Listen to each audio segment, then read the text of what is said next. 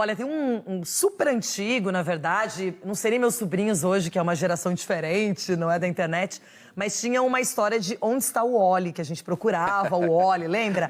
Então hoje à noite você vai brincar de onde está o Oli lá na Neoquímica Arena e vai procurar o Denilson. E eu vou contar onde você vai encontrar o Denilson. Sim, ele estará lá. Estará num momento muito importante, participando ativamente, porque hoje o sósia do Denilson, Wilton Pereira Sampaio, foi escolhido para ser o árbitro do jogo. Então, quer procurar o Denilson? Olha pro campo, pro lado São Paulino, corintiano, que ele vai estar no meio, ali sempre pertinho.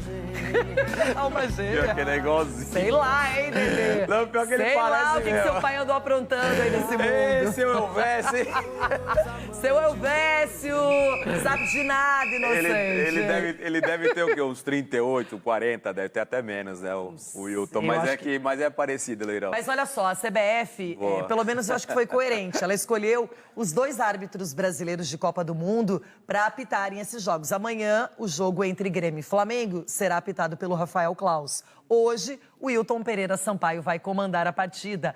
O Corinthians sabe que está em recuperação na temporada, já vem de uma sequência sem perder jogos, é importante. O time vê um ambiente mais tranquilo, tem a dúvida se o Matias Rojas, porque ele tem um problema no pé esquerdo, uma dor de uma pancada que ele tomou no jogo contra o Bahia, então ele é dúvida.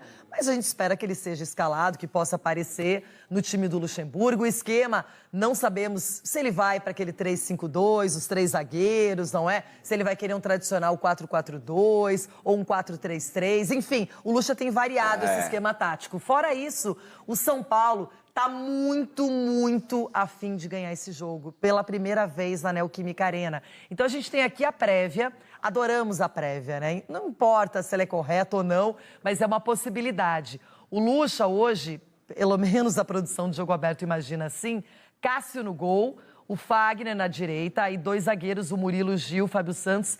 Sei, eu tenho minhas dúvidas se não vai de 3 zagueiros. Mas enfim, aí no meio, ou pode aparecer o Bruno Mendes, que seria essa dúvida, aí se ele vai colocar um zagueiro a mais, ou o Maicon, o Fausto Vera, aí o Renato Augusto com o Matias Rojas, ou o Adson, poderia colocar o moleque também, mas acho que não, né, ali o Biro, não sei, o Vanderlei inventa e acerta muitas vezes. Roger Guedes e Yuri Alberto, isso é fato, a dupla de ataque, Renato Augusto também não tenho dúvidas, o Matias só uma questão física mesmo, senão é titular absoluto.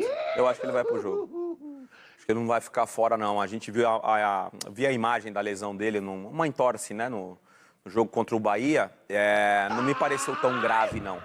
Eu acho que ele vai fazer o esforço de ir pro jogo, até pela importância do clássico. Dedê, o São Paulo agora fica com você. O São Paulo, a gente está mostrando a prévia do São Paulo, com o Rafael, que não é novidade, o Rafinha, que voltou da Alemanha, já participou do treinamento, Arboleda, Diego Costa, porque o Beraldo, não sei se fisicamente, né, clinicamente é recuperado, mas fisicamente eu não sei se ele vai estar 100%, imagino que não, então o Diego Costa deve ser o titular, Caio Paulista, que vive, eu acho que o seu melhor momento com a camisa do São Paulo, o Pablo Maia e o Alisson, que eu acho que esse é o meio de campo, o Michel Araújo tem essa dúvida do Wellington Rato. Eu acho que ele vai de Michel Araújo até para fortalecer o meio de campo. O Rodrigo Nestor e na frente, da mesma forma que você falou ali de Roger Guedes e Yuri Alberto, ali sem novidades, Leirão. Caleri e Luciano é a dupla de ataque do São Paulo. Volto a falar aqui e reforçar, eu acho que ele vai com o Michel Araújo naquela dúvida que a gente está mostrando aqui na prévia do Jogo Aberto, em vez do Wellington Rato, até para fortalecer esse meio de campo, que a gente está falando de um meio de campo. Se caso o Matias jogar ao lado do Renato Augusto, é um meio de campo muito criativo.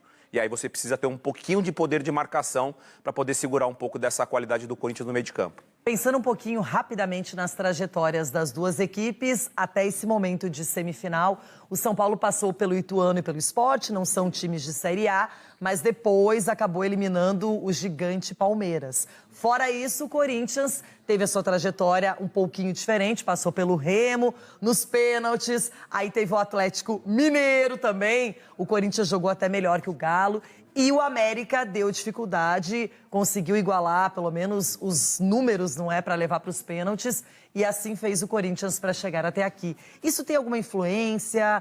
Isso aí acaba tendo um peso, a trajetória, ou a partir de agora é vida nova? Eu acho que a partir de agora é vida nova, Loirão.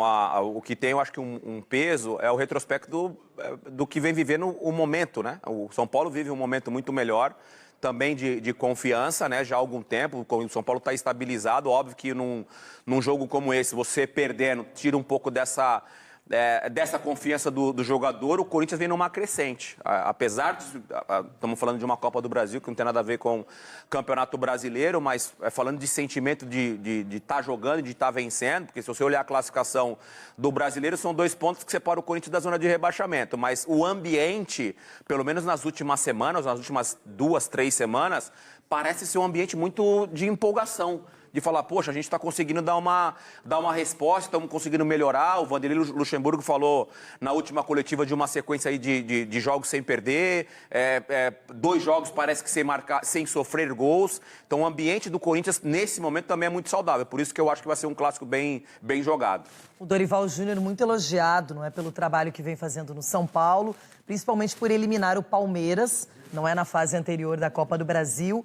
E é uma equipe que hoje encontrou também opções. Ele pode variar o time titular, isso é interessante até para a sequência de temporada.